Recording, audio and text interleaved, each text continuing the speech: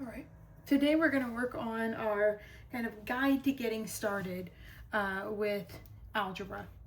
So first I'm going to go over just a few questions. This isn't the end-all, be-all of how to approach algebra, but anytime you're asked to solve, so if the instructions are to solve for this variable, this can be a good starting place so that you don't just immediately get stuck. So the first question you should ask yourself is this an equation or an inequality? Right? And this is usually pretty easy to identify which you're dealing with. An equation is going to have an equal sign. An inequality is going to have a greater than or equal to, less than or equal to, greater than or less than. It's going to have one of these symbols. So identify what you're working with. If it doesn't have one of these symbols, then you shouldn't have been asked to solve. Maybe evaluate or simplify, something like that. But in order to solve, we need to have one of these symbols. The next question we're going to ask ourselves, so this is the first question, the next question that we're going to ask ourselves is, where is the variable that you're solving for?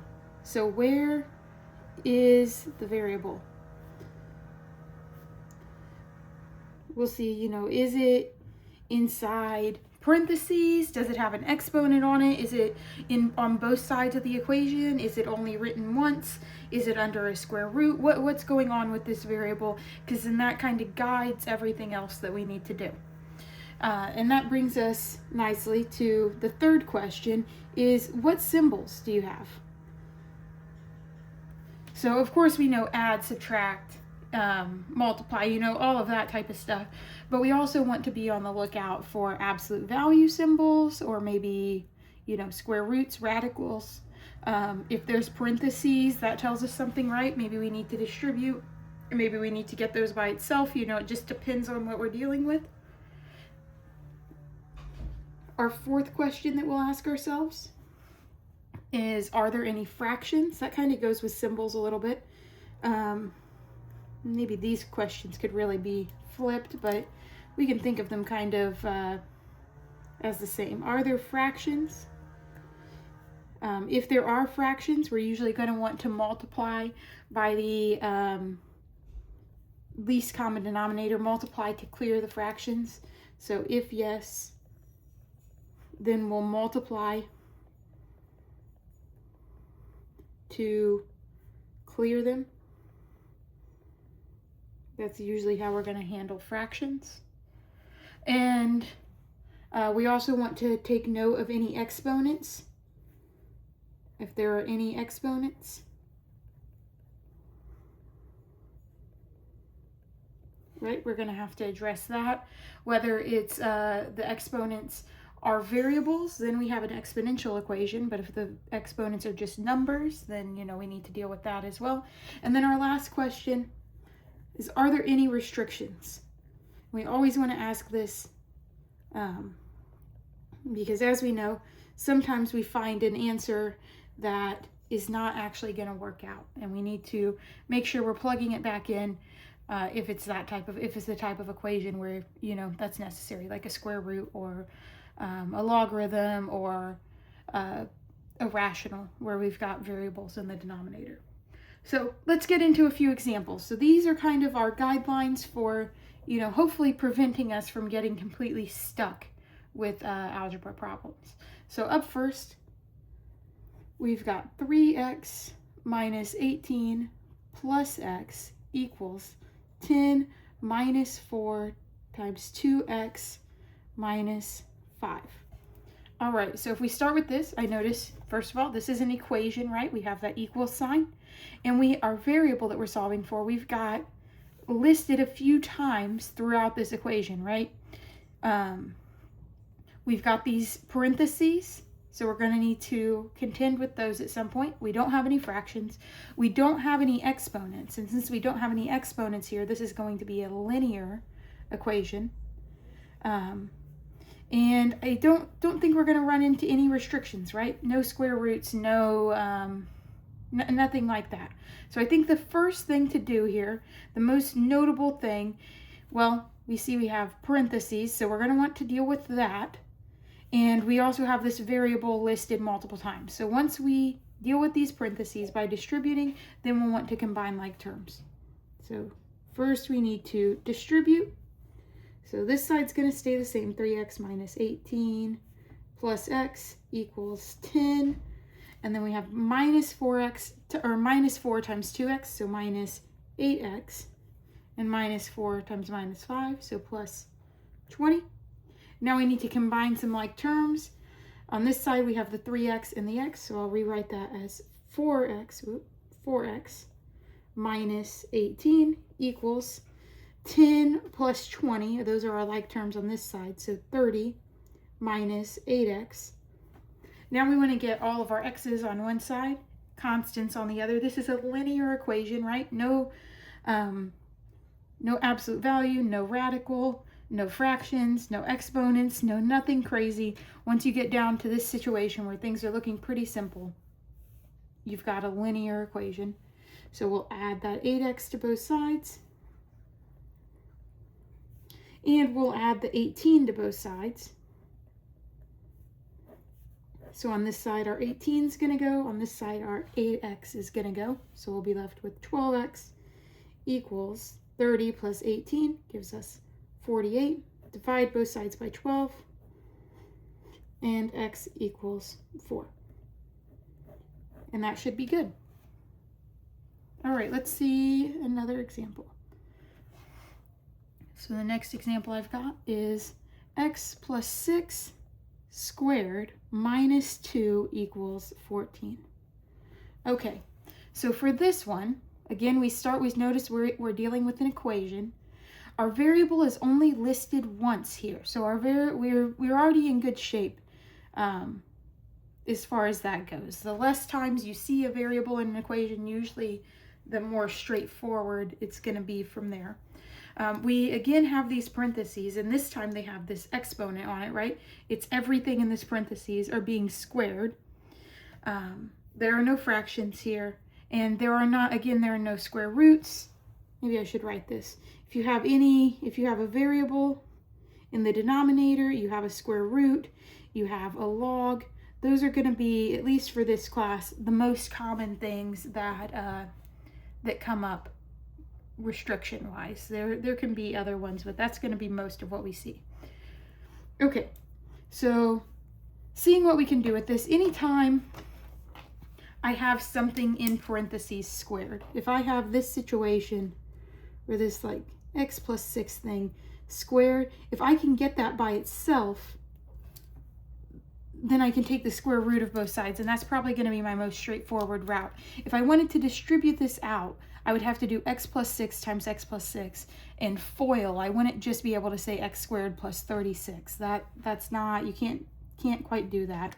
So I think our simplest route is going to be to isolate this thing. So we'll start by adding 2 to both sides. X plus 6 squared equals 16. Take the square root.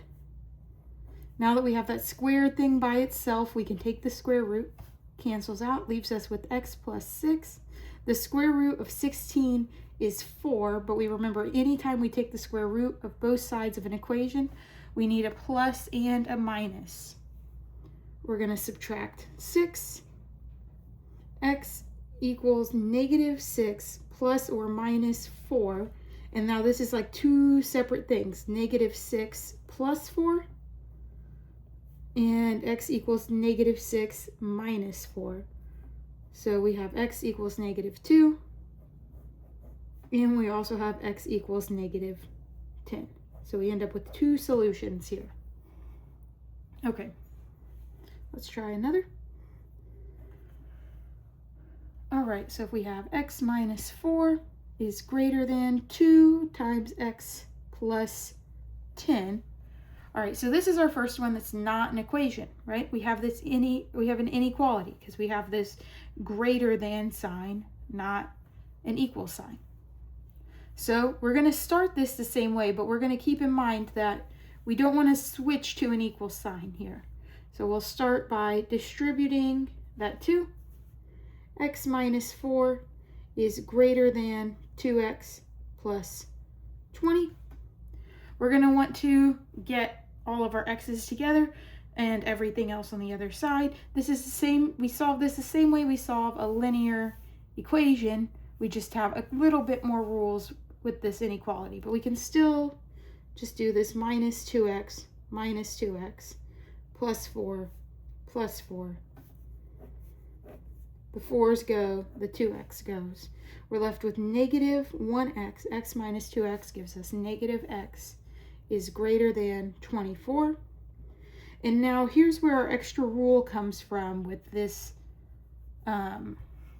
inequality. When we divide by negative 1 to get x by itself, we have to switch the direction of that sign. So greater than becomes less than. X is less than negative 24. And if we wanted to write this in interval notation, that would be negative infinity to negative 24. We would use parentheses.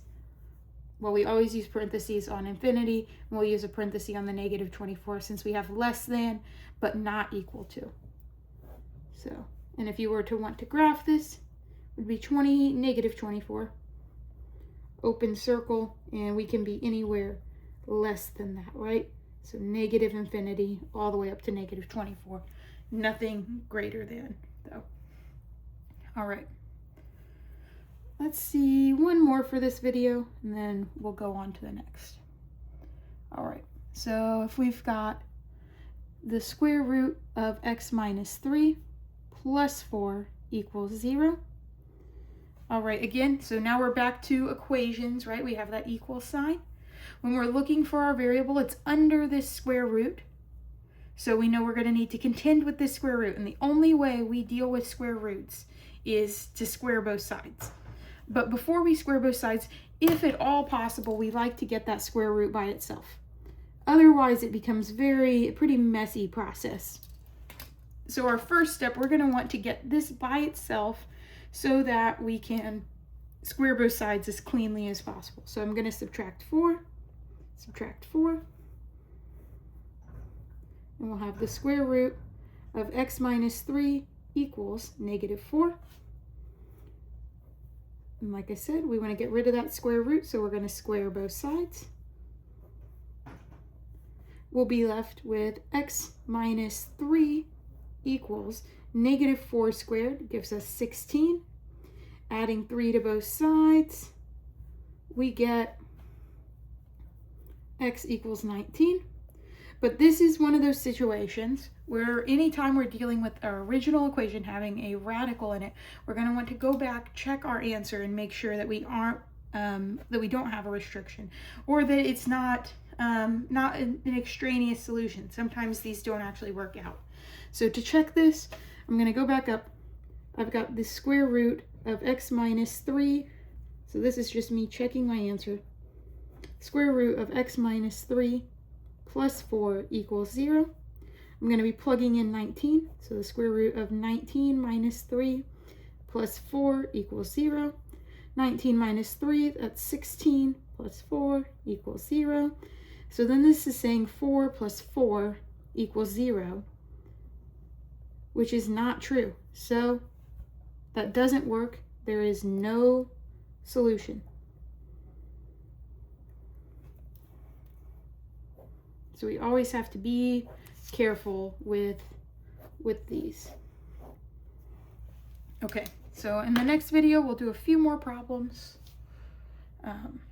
see some more different things.